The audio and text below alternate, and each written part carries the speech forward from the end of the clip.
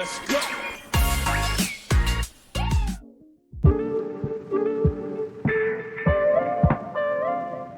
Je m'appelle Alexandre Lefebvre, je suis le directeur de la ferme du Parc Maximilien. Donc, la ferme du Parc Maximilien est une ferme d'animation située en plein centre-ville à Bruxelles. La particularité de notre ferme est qu'on est subventionné par la ville de Bruxelles pour la moitié de nos besoins. Ça nous permet d'entretenir l'espace vert. Donc, il y a un grand parc d'environ 1 hectare, de prendre soin de nos animaux. On a environ une 60aine d'animaux qui sont à peu près tous les animaux de la ferme, sauf cochons, vaches ou des grands chevaux. Mais on a des canards, des lapins, des poules, des oies, des chèvres, des moutons, des alpagas, des paons et des ânes et des poneys. Donc on a quand même une belle variété d'animaux.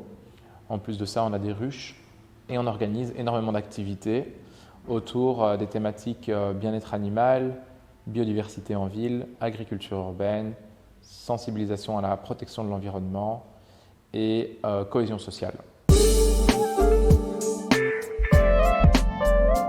L'organisation qu'on a ici à la ferme du Parc Maximilien avec notre propriétaire qui est la ville de Bruxelles est qu'ils nous mettent le terrain à disposition. Ils ont un budget annuel qui nous est consacré pour qu'on puisse entretenir le terrain, organiser nos activités à un prix qui reste attractif. Pour donner un ordre de grandeur, des enfants qui viennent passer 2 heures ici à la ferme payent 5 € seulement pour avoir une visite guidée, des activités qui sont faites avec nos animatrices, etc. Et donc ça, c'est possible que grâce à ce financement de la ville. La ville est propriétaire du terrain, nous le met à disposition. Elle est aussi propriétaire des bâtiments, donc elle les entretient. Nous, on est plus comme un locataire, donc il y a tout un tas de choses qui sont à charge du propriétaire qui est la ville. En plus, on a un partenariat très étroit avec la ville, car ils font partie de notre conseil d'administration. Donc le conseil d'administration est majoritairement constitué de personnes qui sont élus à la ville ou qui sont dans l'administration communale de la ville.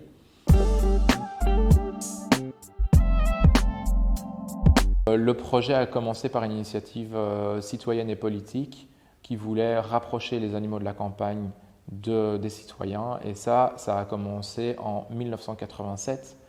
Avant, ici, c'était un héliport, une gare, une station essence, donc rien à voir avec l'agriculture urbaine. Quand ils ont créé ça en 87, on ne parlait pas encore vraiment d'agriculture urbaine, de ferme urbaine. Donc le but était vraiment d'avoir juste une ferme en ville. Et ça en fait une petite particularité de la ferme du Parc Maximilien, parce qu'à l'échelle européenne, on est une des plus anciennes fermes d'animation urbaine qui a été créée que pour la fonction animation. Il n'y a pas eu une fonction de production qui s'est mise en place, et puis au fur et à mesure des besoins de pédagogie, ou une ville qui a grandi autour d'une ferme existante, qui du coup est devenue de plus en plus une ferme d'animation. Donc là, on a clairement dépassé nos 30 ans d'existence, et l'idée c'est que pour nos 40 ans, on ne soit plus ici, parce qu'il y a une rivière qui coule sous la surface du sol ici, en plein centre-ville. Elle s'appelle la Seine. Évidemment, ce n'est pas la même qu'à Paris, mais elle a été mise à ciel ouvert à 2 endroits à Bruxelles, à l'extérieur de la ville. Et là, ils veulent faire une expérimentation de la mettre à ciel ouvert en plein centre-ville.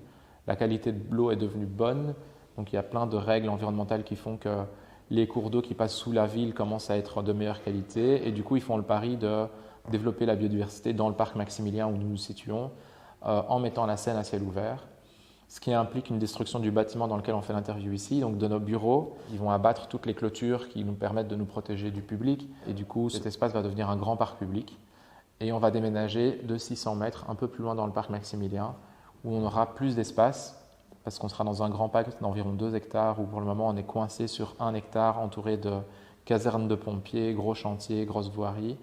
Là-bas on sera dans un quartier un peu plus calme et apaisé, des voiries apaisées. Et surtout, au lieu d'être dans plein de petits bureaux, on a des petites salles d'animation ici à gauche, à droite, qui se sont construites au fur et à mesure des années. Là-bas, on va repartir d'une page blanche sur un espace qui est pour le moment un parking, mais qui fait 1000 mètres carrés et sur lequel va venir s'ajouter une grande serre en verre. Donc on aura vraiment des infrastructures de grande taille, modernes, avec des toilettes en suffisance pour accueillir des grands groupes. Pour le moment, on est limité par nos infrastructures à des petits groupes de, on va dire 15, on est très confortable, et jusqu'à 100 personnes, c'est possible de faire des choses. Alors que là-bas, on pourra aller à 2, 3, 4, 10 fois plus.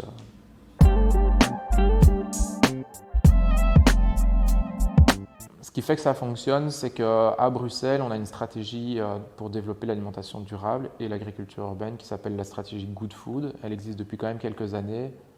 crois que les premiers éléments, c'était peut-être en 2016 ou 2017, je ne me souviens plus exactement quand ça a été initié.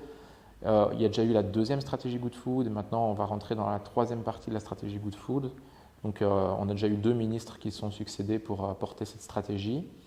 On va avoir un troisième ici après les élections. Et du coup, il y a une volonté de développer l'agriculture urbaine.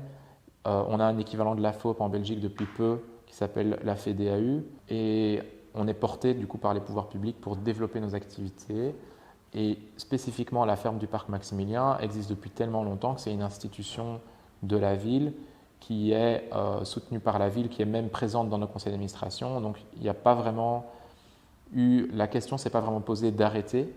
Par contre, de transformer complètement le projet, ça oui. Et finalement, ils sont arrivés à la conclusion que ce qu'ils voulaient, c'était pérenniser le projet tel qu'il est maintenant. Donc conserver des animaux en ville et tout ça a toujours du sens dans le projet pour les politiques qui nous dirigent un petit peu et qui nous financent. Et aussi, ces dernières années, depuis le Covid, on a quand même bien montré la capacité de ce projet de se déployer, même en dehors de la ferme. On est présent dans des écoles, on est présent dans des entreprises, on est présent dans le quartier, on végétalise le quartier, etc. Ce n'est pas juste une activité interne sur un petit bout de territoire, c'est une association qui est en capacité d'aider plein d'autres projets d'agriculture urbaine. Et vu notre localisation, on bénéficie à énormément de monde à Bruxelles. Donc Bruxelles, il y a 19 communes et on a des visites payantes qui viennent des 19 communes et on est actif dans pas mal de communes aussi. Et donc notre place centrale fait de nous un projet un peu incontournable pour la ville.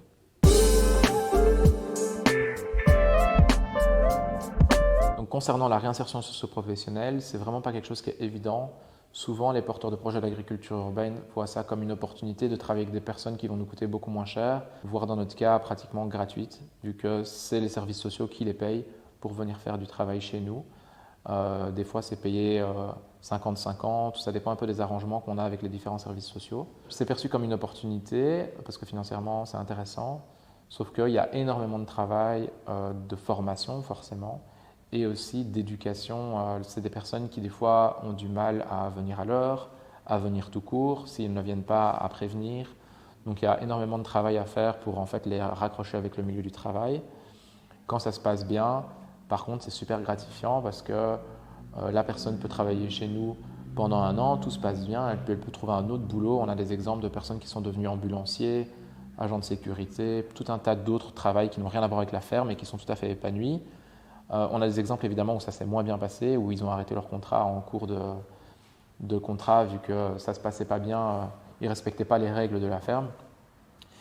Et puis à l'opposé, on a des personnes avec lesquelles ça s'est tellement bien passé que maintenant c'est nos collègues. Donc moi je suis directeur seulement depuis 3 ans et en 3 ans on a engagé 3 contrats d'insertion fixes à la ferme en CDI, donc en contrat à durée indéterminée. Et on va bientôt peut-être engager une 4e personne.